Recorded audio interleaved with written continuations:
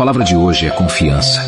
Em Provérbios 3, 5, 6, Deus nos diz: confia no Senhor de todo o teu coração e não te apoies no teu próprio entendimento. Reconhece-o em todos os teus caminhos e ele endireitará as tuas veredas. Muitas vezes tentamos carregar o peso do mundo sozinhos, mas Deus nos lembra de confiar nele. Nossa visão é limitada, mas ele vê o quadro completo. Hoje, seja qual for a situação, coloque sua confiança no Senhor. Entregue suas ansiedades, seus medos e suas dúvidas a Ele, e saiba que Ele já está trabalhando a seu favor. O que parece confuso para nós está claro para Ele. Portanto, não se apoie no que você entende, mas confie que Deus está abrindo o caminho certo para você. Quando colocamos nossa confiança nele, tudo se alinha conforme sua vontade.